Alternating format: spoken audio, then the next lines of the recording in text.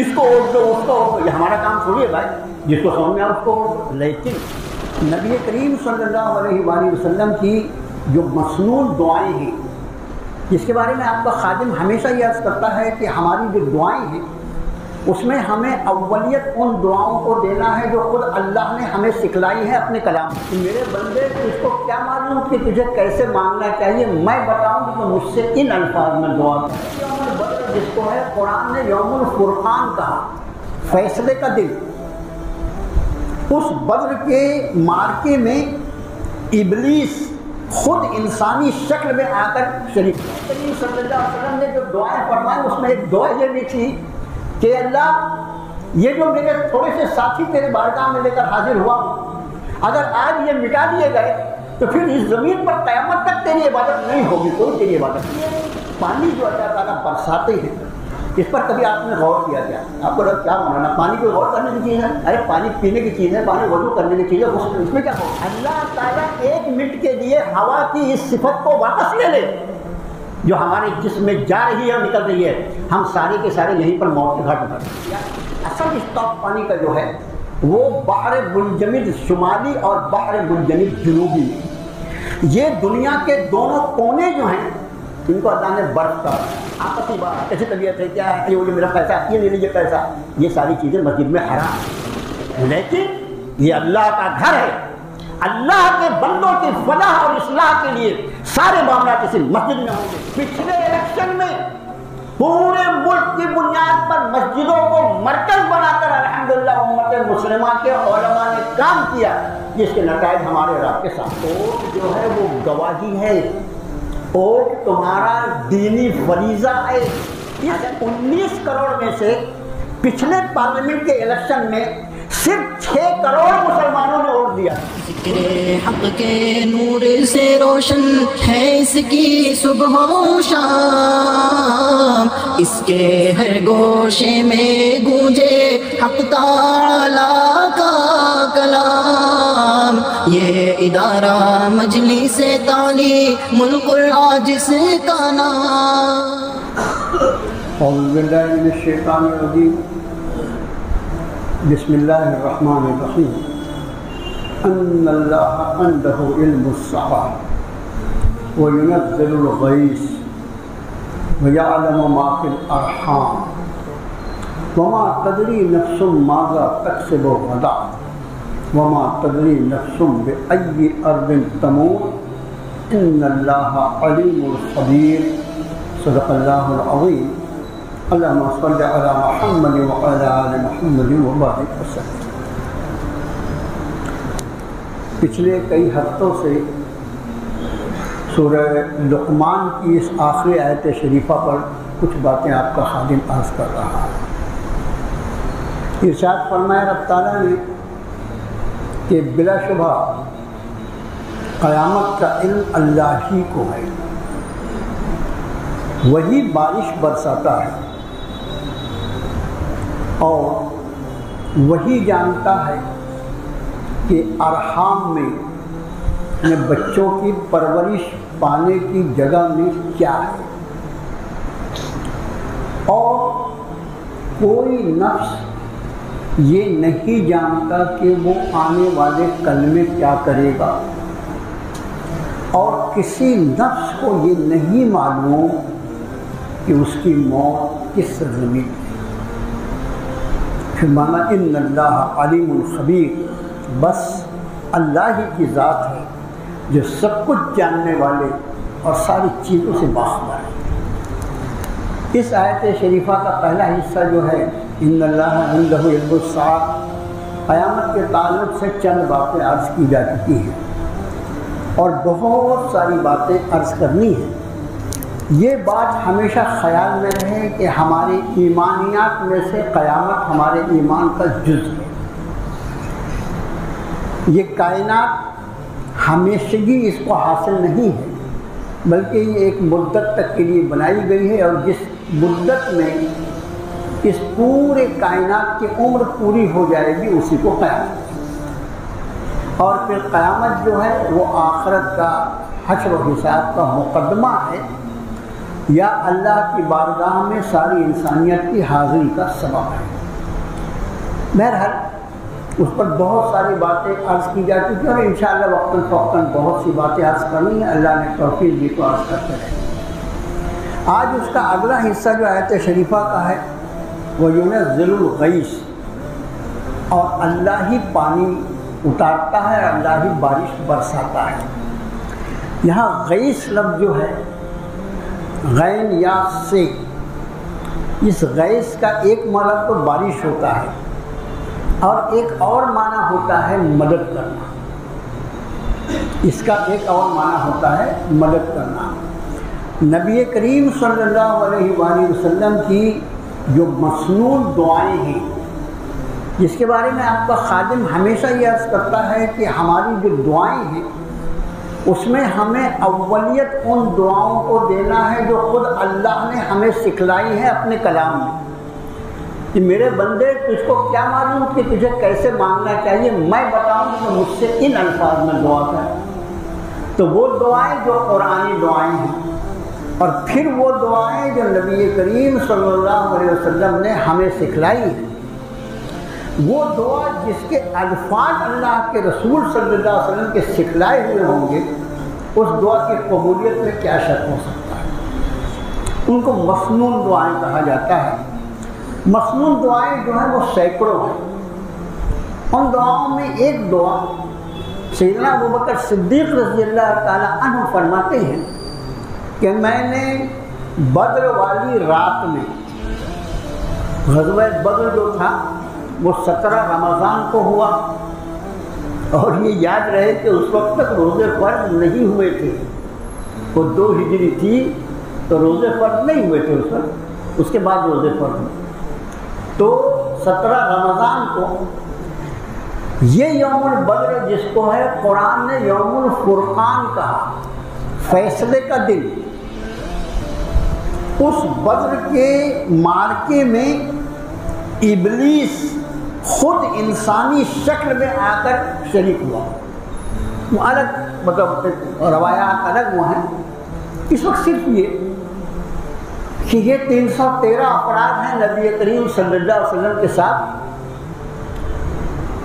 اور جن کے پاس سامان جنگ کے نام پر کچھ نہیں ہے، اگر یہ کہا جائے تو کوئی حرج نہیں، نہتے۔ اور وہ 1000 مشرکین مکہ جو آئے ہیں وہ جدید اسلحہ جات سے اور پوری طرح لیس ہو کر آئے ہیں۔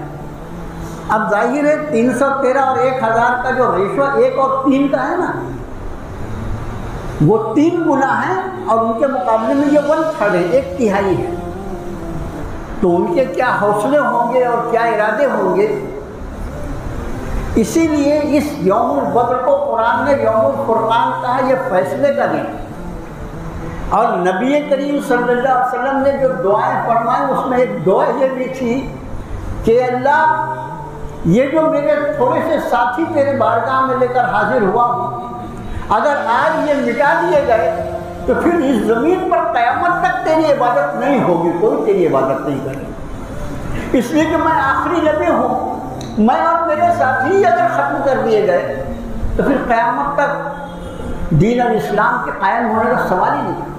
اہم ترین مارکا اسلام۔ سیدنا صدیق اکبر کہتے ہیں کہ میں نے اس رات جو 16 اور 17 کی درمیانی رات تھی، نبی کریم صلی اللہ علیہ وسلم جس الہام غاری کے ساتھ دعا فرما رہے تھے، اور جو کیفیت آپ پر طاری تھی کہ آپ کی چادر مبارک آپ کے جسم سے سرک جاتی تھی، میں اٹھا کر آپ کے کاندھے پہ رکھ دیتا تھا۔ اور ان دعاؤں میں آپ کی زبان مقدس سے میں نے پہلی بار ایک دعا سنی، اور وہ دعا یہ تھی، یا حی یا قیوم برحمتک نستغیث، یا حی یا قیوم برحمتک نستغیث۔ اے زندہ جاوید، اے کائنات کے قائم کرنے والے، سنبھالنے والے، اے کائنات کو تھامنے والے، اپنی رحمت سے ہماری مدد کر دے۔ تو یہ غیث لفظ جو ہے اس کا ایک معنی بارش ہوتا ہے اور ایک معنی مدد ہوتی ہے۔ تو یہ دعا جو ہے، یہ مسنون دعا، وہ کتنی مختصر دعا ہے اور کتنی جامع ہے۔ جب آدمی انفرادی طور پر یہ دعا کرے تو وہ استغیث کہے گا۔ یہ الف اور نون کے فرق سے واحد اور جمع کا صیغہ بنتا ہے عربی زبان میں، یا حی یا قیوم برحمتک استغیث۔ اس کا مطلب ہوگا اے زندہ جاوید اللہ، اے کائنات کے قائم کرنے والے، قائم رکھنے والے، تو اپنی رحمت سے میری مدد کرو۔ اور جب اجتماعی دعا ہوگی تو اس کو استغیث کے بدلے نستغیث کہا جائے گا۔ اب کوئی فرق نہیں پڑے گا آپ چاہے استغیث کہیں یا نستغیث کہیں، اس کے پہلے برحمتک، تیری رحمت سے ہماری مدد فرما دے۔ جس کے شامل حال اللہ کی رحمت ہو جائے پھر ظاہر ہے کہ اس کا کوئی کیا بگاڑ سکتا ہے۔ تو اس دعا کو اپنی زبان ضبط کر لیں، بہت ہی مؤثر دعا ہے جو بدر والی رات میں نبی کریم صلی اللہ علیہ وسلم کی زبان مقدس سے سیدنا ابوبکر صدیق نے پہلی مرتبہ سنی تھی۔ یا حی یا قیوم برحمتک نستغیث، اے زندہ جاوید اللہ، اے کائنات کے قائم رکھنے والے اللہ، اپنی رحمت سے ہماری مدد فرما۔ تو یہ بات اصل میں وہ ينزل الغیث پر میں نے عرض کی۔ یہ غیث کا لفظ جو ہے اس کا مطلب بارش بھی ہوتی ہے اور اس کا مطلب مدد بھی ہوتا ہے۔ آپ قرآن نے فرمایا وَأَمَّا بِنِعْمَةِ رَبِّكَ فَحَدِّثْ، تم اپنے رب کی نعمتوں کی تحدیث کرو، اپنی رب کی نعمتوں کا شکر کرو۔ مومن جو ہوتا ہے میرے بھائیوں، اس کی زندگی جو ہوتی ہے وہ علم غلم نہیں ہوتی، بلکہ وہ پورے ہوش و حواس میں اپنے اطراف و اکناف سے پوری طرح باخبر رہ کے زندگی گزارتا ہے۔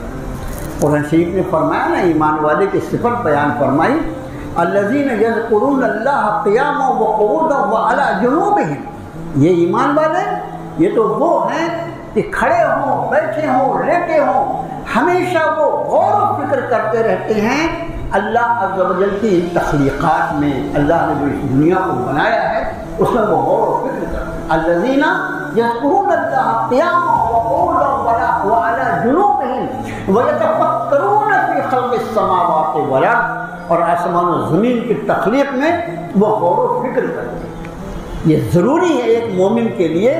مومن سے زیادہ ہوشیار، مومن سے زیادہ سمجھدار کوئی دوسرا ہو ہی نہیں سکتا، اس لیے کہ اللہ نے اس کو اپنی معرفت عطا فرمائی ہے۔ یہ اللہ کے نور کی روشنی میں دیکھتا ہے۔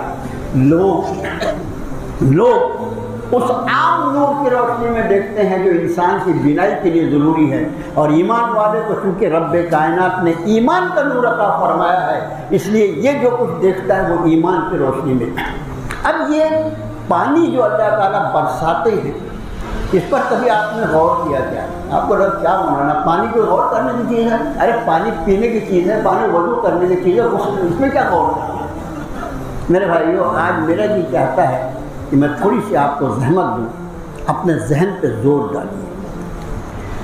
ہماری زندگی جو اللہ نے بنائی ہے، جن اسباب اور وسائل میں ہماری زندگی کو اللہ نے کس دیا ہے، ہماری زندگی کے لیے سب سے زیادہ ضروری چیز اول نمبر پہ جو ہے وہ ہوا ہے، جو ہماری سانس لینے کا عمل ہے۔ ہماری سانس کا عمل جس میں نہ ہمارا کوئی ارادہ ہے، نہ ہماری کوئی نیت ہے، نہ ہمارا کوئی دخل ہے۔ قدرتی طور پر سانس کے ذریعے ہوا اندر جاتی ہے، ہوا کی آکسیجن جو ہے وہ خون میں جذب ہوتی ہے، اور اس کے بعد کاربن ڈائی آکسائڈ جو ہے وہ ہمارے جسم سے نکلتے ہیں۔ مسلسل یہ ہم جو سارے لوگ بیٹھے ہیں، ہماری سانس لینے میں ہمیں کوئی تکلف نہیں ہے، کوئی ارادہ نہیں ہے، اللہ کا احسان ہے کہ ہماری سانس چل رہی ہے، اور اسی سانس کے رک جانے کا نام موت ہے۔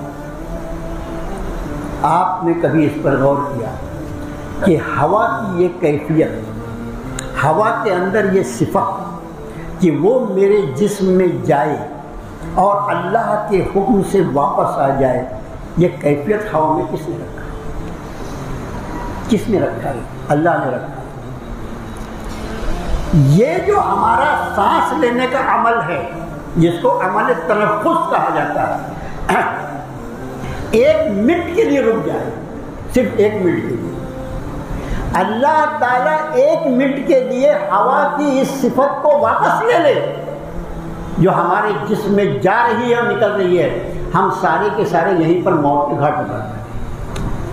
آپ سمجھے، ہمارا سارا تکبر، سارا سر اٹھا کے جینا جو ہے نا، وہ ہوش ٹھکانے ہو جائیں گے اگر اللہ تعالیٰ صرف اس ہوا سے اس کی یہ صفت چھین لے جو ہمارے جسم میں جا رہی ہے۔ اور کیا ہماری زندگی کی اوقات ہے، کیا طاقت ہے میرے بھائیوں، کس چیز پہ غور، کس چیز پہ تکبر کرتا ہے، کس چیز پر گھمنڈ کرتا ہے۔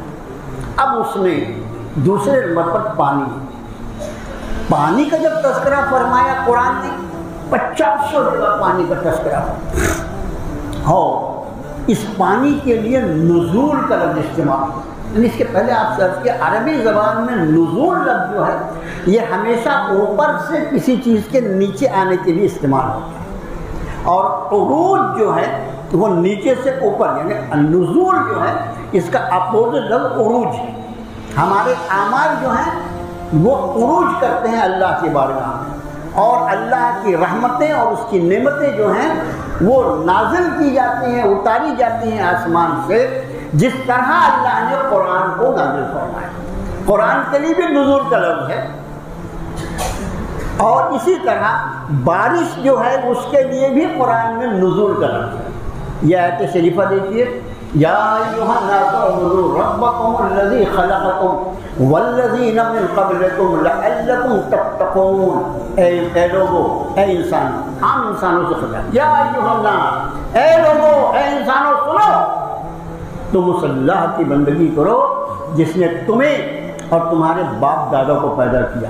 نہ تم خود سے پیدا ہوئے، نہ تمہارے باپ دادا خود سے پیدا ہوئے، یہ سارے لوگوں کی پیدائش اللہ کے بنائے ہوئے ایک پروگرام کے تحت ہے۔ جس اللہ نے تم کو وجود کا جامع پہنایا ہے وہی اس لائق ہو سکتا ہے کہ اس کے سامنے تمہاری پیشانی جھک جائے، لعلکم تتقون، تاکہ تم بچ سکو۔ الذی جعل لکم الارض فراشا، وہ جس نے تمہارے لیے زمین کو فرش بنا دیا، والسماء بناء، اور آسمان کو اس نے تمہارے لیے چھت بنا دیا،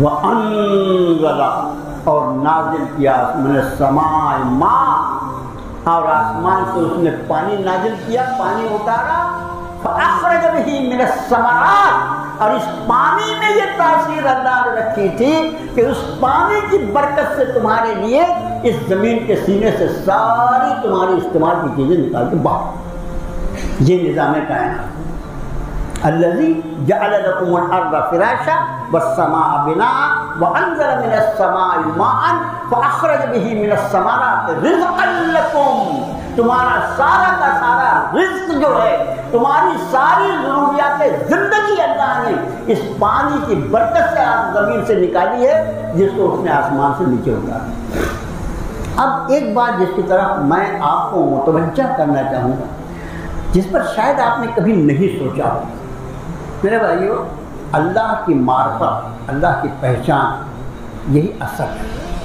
جس کے دل میں اللہ کی جتنی پہچان ہوگی اتنا زیادہ وہ اللہ سے ڈرنے والا ہے۔ قرآن نے فرمایا انما یخشی اللہ من عبادہ العلماء، انما یخشی اللہ من عبادہ العلماء، اصل میں اللہ سے ڈرنے کا حق وہ ادا کرتے ہیں جو اس کے علم والے ہوتے ہیں۔ اس علم کی بنیاد پر بندہ اپنے اللہ کو پہچانتا ہے، اور جیسے جیسے اللہ کی عظمت اس کے دل پر اثر کرتی جاتی ہے، اس کے دل میں اپنے آپ کی تحقیر، اپنے آپ کی بے وقت ہونا، اپنی اوقات سمجھ میں آتی ہے، کیسا میرا اللہ ہے، اور اس اللہ نے مجھ جیسے انسان کو ایمان اور ہدایت اور قرآن اور نبی کریم صلی اللہ علیہ وسلم جیسی نعمتوں سے نواز دیا، کتنے احسان فرمائے چلا۔ جتنا زیادہ اللہ کی معرفت، یہ علم سے مراد علم معرفت ہے، یہ علم سے مراد علم معرفت ہے، معرفت الہی، اس میں جتنا اللہ کی پہچان ہوگی اتنا زیادہ اللہ کی محبت ہوگی، اتنا زیادہ اللہ کا تقویٰ ہوگا۔ یہی وجہ ہے کہ انبیاء علیہ نبی صلی اللہ علیہ وسلم چونکہ اللہ کے سب سے زیادہ پہچاننے والے ہوتے ہیں، ان سے زیادہ کوئی اللہ کو پہچان نہیں سکتا، اس لیے نبی سے زیادہ اللہ سے کوئی ڈرنے والا بھی نہیں، کوئی ڈرنے والا۔ اب جس چیز کی طرف میں آپ کو متوجہ کر رہا تھا، یہ پانی جو سانس ہوا کے بعد دوسرے نمبر کی ہماری ضرورت ہے، اس میں سے کتنا پانی آپ اپنے لیے اسٹاک کرتے ہیں، کتنا پانی آپ اپنے لیے اسٹاک کرتے ہیں۔ ایک دن پیپر میں آ جائے کہ کل نل نہیں کھلنے والا ہے، ہمارا بی پی بڑھ جاتا ہے، اس لیے کہ ہمارے پاس جو پانی ہمارے گھر کے ٹنکیوں میں اور ہمارے گھڑے میں اور گنڈی میں اور بالٹی میں اور ٹانچے میں جو بھی پانی ہے، وہ ایک دن بھی بہت مشکل سے چلتا ہے۔ اتنا استعمال اس پانی کا ایک ایک انسان کے لیے، اور اسٹاک کرنے کا حال یہ ہے کہ آدمی اپنے ایک دن کے بعد دوسرے دن کے پانی کا اسٹاک نہیں کر سکتا۔ جو چیز میں دوسرے دن کے اناج جو ہے نا، اناج تو الحمدللہ ثم الحمدللہ مہینے بھر کا آدمی اسٹاک کر کے رکھتا ہی ہے آدمی، مہینے بھر کا کرانہ خرید لیا رکھ لیا، مہینے بھر کا۔ پانی 2 دن کا اسٹاک نہیں کر سکتا، لیکن کس دن ایسا ہوا آپ کا جس دن پانی کے بغیر آپ کی زندگی میں کوئی پریشانی آ گئی؟ الا یہ کہ نل نہ کھلے، کوئی اور کبھی نہیں ہوتا۔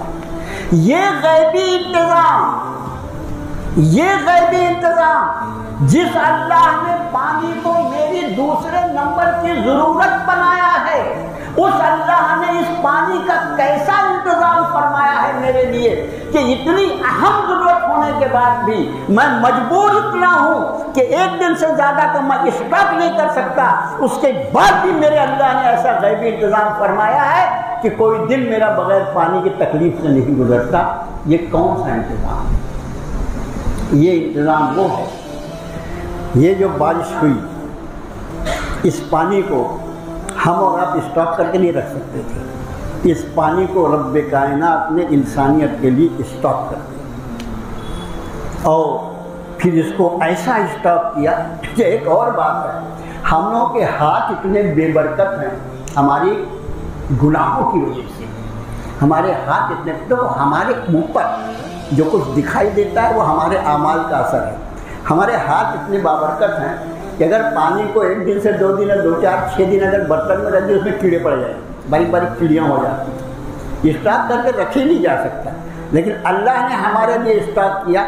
اصل اسٹاک پانی کا جو ہے وہ بحر منجمد شمالی اور بحر منجمد جنوبی میں، یہ دنیا کے دونوں کونے جو ہیں ان کو اللہ نے برف کا بنایا ہے۔ اہل علم جانتے ہیں اس کو کہ دنیا کے دونوں شمالی اور جنوبی قطب جو کہلاتے ہیں وہ برف کے ہیں، اور یہ بارش کا بڑا حصہ جو ہے وہاں برف کی شکل میں اللہ نے جمع کر رکھا ہے، اور وہ برف جو بحر قطب شمالی قطب جنوبی میں ہے اس کو پوری زمین جو ایک نارنگی کے قسم کی ہے، اس پورے زمین کی شریانوں میں اس کے رگوں کے ذریعے اللہ تعالیٰ پورے زمین میں پھیلاتے ہیں اپنے بندوں کے لیے، اور پورے سال کے لیے اس کا پانی اس زمین میں اسٹاک کر دیا جاتا ہے۔ یہی وجہ ہے کہ چند فٹ آپ کھودیں تو آپ کو وافر پانی مل جاتا ہے۔ یہ پانی کہاں سے آتا ہے؟ کبھی سوچا آپ نے اس کو پانی دفن کر کے رکھا ہے؟ کہاں سے آتا ہے کنویں کا پانی؟ کہاں سے آتا ہے بورویل کا پانی؟ یہ پورا پانی میرے رب کائنات نے انسانیت کے لیے اسٹور کرنے کا غیبی انتظام کیا ہے، مسلسل اسٹور ہے شمال اور جنوب میں دنیا کے، اور وہی پانی پوری دنیا میں پھیلا ہوا ہے۔ پھر یہ ندیاں، یہ جھیلیں، یہ تالاب اور یہ سمندر کا پانی جو ہے وہ قابل استعمال نہیں ہے، اس کو قابل استعمال بنانے کے لیے اتنا خرچ ہوتا ہے کہ اللہ کی پناہ۔ وہ پانی اتنا کھارا ہے کہ اگر کوئی آدمی 1 گلاس پی لے تو اس کے کڈنی کو بدلنا پڑ جائے۔ اس پانی کو کھارا رکھنے کے پیچھے اللہ کی جو حکمتیں ہیں ذرا اس کے اوپر غور کیجئے۔ جتنی مخلوق اللہ نے خشکی میں بنائی ہے، زمین پر بنائی ہے، اس سے کہیں زیادہ مخلوقات سمندر میں، کہیں زیادہ، اس لیے کہ سمندر کا ایریا جو ہے 1/3 اور 3/4 کا ہے، یعنی 1/3 جو ہے وہ خشکی ہے، اور 2/3 جو ہے وہ سمندر ہے۔ ظاہر ہے جب اتنے بڑے سمندر کو اللہ نے رکھا ہے تو انگنت مخلوقات اس میں رکھی ہیں۔ اب جو مخلوقات اس میں ہیں وہ پیدا بھی ہوتی ہیں اور مرتی بھی تو ہوں گی نا، ان کی بھی موت آتی ہے۔ اگر وہ پانی کھارا نہ ہوتا، سمندر کا پانی اگر کھارا نہ ہوتا تو سمندر کے رہنے والے جاندار جو اس میں مرتے ہیں ان کی بدبو سے اہل زمین کا زمین پہ رہنا مشکل ہو جاتا، اس لیے اس پانی کو اللہ نے کھارا کیا۔ یہ میرے بھائیوں، وَأَمَّا بِنِعْمَتِ رَبِّكَ فَحَدِّثْ، اپنے رب کی نعمتوں کا خیال کرو، تحدیث کرو، شکر کرو، اس کے سامنے اپنا سر جھکا دو، کیسا کریم آتا ہے، تمہارے لیے کیا کیا اس نے انتظام فرما رکھی۔ بہرحال بات یہ پانی کی۔ اب پانی کے بارے میں میرا معروضہ یہ ہے کہ جو پانی ہمیں حاصل ہے اس کے بارے میں ہمیں حساب دینا ہے، اس لیے کہ جو نعمتیں اللہ نے دی ان ساری نعمتوں کا ہم کو حساب دینا ہے۔ اس کا غلط استعمال، ضرورت سے زیادہ استعمال جو ہے یہ ہماری آخرت کو متاثر کرے۔ گھر کا نل ہے تو اس کو تھوڑا سا کھولیں گے یہ ٹنکی ختم نہ ہو جائے، اور مسجد کا نل ہے تو کھول دو نا پورا، اپنے ابا کا کیا جائے گا، جب پانی ختم ہو جائے گا تو بولے کون صدر ہے، کون سیکرٹری ہے، کون ممبر ہے، کہاں پرانے سا پانی نہیں ہے، یہ نہیں ہے، وہ نہیں ہے۔ میرے بھائیوں، جو تم استعمال کر رہے ہو صدر سیکرٹری کا بعد میں حساب ہوگا، تمہارا پہلے حساب ہوگا۔ وضو کے لیے کتنا پانی استعمال کرنا، تمہیں کتنا استعمال کرنا۔ کوئی بھی چیز ضرورت سے زیادہ استعمال اگر کرو گے، یہ دنیا جو ہے یہ صرف میرے لیے نہیں بنائی گئی ہے، یہ تم سب کے لیے بنائی گئی ہے، اور صرف تم سب کے لیے نہیں بلکہ پوری دنیا میں جتنے انسان میرے ساتھ رہ رہے ہیں ان سب کے لیے بنائی گئی ہے۔ اس کی نعمتوں پر میرے اللہ نے سب کو حق دیا ہے، اگر میں اپنی ضرورت سے زیادہ استعمال کروں تو دوسرے کی حق تلفی ہو، اس کا خیال۔ یہ بات تو ابھی اس سلسلے میں ہوئی کہ پانی اللہ کی نعمت ہے، اس کا صحیح استعمال کریں، غلط استعمال گناہ ہے۔ اللہ کے رسول صلی اللہ علیہ وسلم نے ارشاد فرمایا، اگر تم بہتے ہوئے پانی کے کنارے بھی وضو کر رہے ہو، اب تو پانی بہہ رہا ہے نا، نہر ہے تو وہاں بھی پانی احتیاط سے استعمال کرو، بہتے ہوئے پانی میں، یا پانی کو حسابی کتاب وہاں بھی احتیاط، تو پھر پانی کا استعمال اور جتنی نعمتیں ابھی اسی پہ بات انشاءاللہ اگلا عنوان آگے کا اگلی عمر۔ دوسری بات جو عرض کرنا ہے وہ یہ کہ ہمارے اسٹیٹ کے الیکشن جو ہیں وہ سامنے ہیں۔ ہمارے بعض بیچارے بھولے بھیا، اصل میں وہ بھولے بھیا جو ہیں وہ کوئی کچھ بولتا ہے، کوئی کچھ بولتا ہے، مسجد میں الیکشن کی بات کرتے ہیں۔ کیا ہو گیا مولانا کو، ان کو سمجھاؤ نا، مسجد میں الیکشن کی بات کرتے ہیں۔ ان کو بتا دیں یہاں تو صرف الیکشن کی بات کی جاتی ہے، مسجد نبوی سے فوجیں روانہ کی جاتی تھی، مسجد نبوی سے فوجیں روانہ کی جاتی تھی، مسجد نبوی میں بیت المال کا پورا اکٹھا ذخیرہ کیا جاتا تھا، مسجد نبوی سے وہ 90 لاکھ اسکوائر کلومیٹر جس میں کہ عمر فاروق نے حکومت کی، اس کا پائیدار جو تھا وہ مسجد نبوی۔ مسجد نبوی میں اپنی ذاتی غرض کے لیے دنیاوی باتیں کرنا حرام ہے، یہ مسئلہ یاد ہے۔ ذاتی میری لڑکی کی شادی ہے، میرا فلانا ہے، میں بہت بیمار ہوں، مسجد کے باہر جا کے بہت، اللہ کے گھر میں بھی اللہ کے گھر سے مانگے گا کیا؟ یہ حرام۔ آپسی بات، کیسی طبیعت ہے، کیا ہے، وہ جو میرا پیسہ، یہ لے لیجیے پیسہ، یہ ساری چیزیں مسجد میں حرام۔ لیکن یہ اللہ کا گھر ہے، اللہ کے بندوں کی فلاح اور اصلاح کے لیے سارے معاملات اس مسجد میں ہوں گے۔ پچھلے الیکشن میں پورے ملک کی بنیاد پر مسجدوں کو مرکز بنا کر الحمدللہ امت مسلمہ کے علماء نے کام کیا، جس کے نتائج ہمارے رب کے سامنے، اس پر کوئی بات نہیں۔ اس کو ووٹ دو، اس کو ووٹ دو، یہ ہمارا کام تھوڑی ہے بھائی، جس کو سمجھ میں آئے اس کو ووٹ دو۔ لیکن ہمارا معروضہ یہ ہے، الیکشن میں جس کو آپ چنتے وہ کون ہوتا ہے؟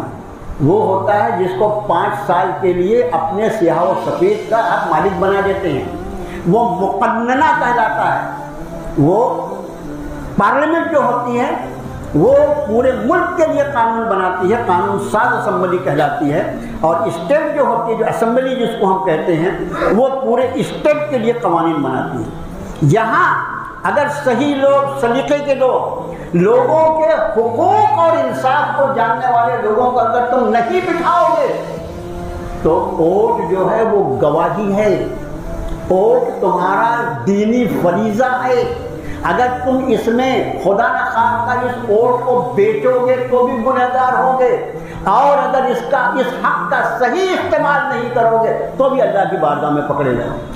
اب یہ بات اگر بتائی جائے تو مسجد میں الیکشن کی بات ہو رہی ہے، یہ ان لوگوں کو برا لگتا ہے جن کو معلوم ہے کہ جب مسجدیں اس کے لیے استعمال ہوں گی تو ہماری منمانی جو ہے وہ ختم ہو جائے گی انشاءاللہ۔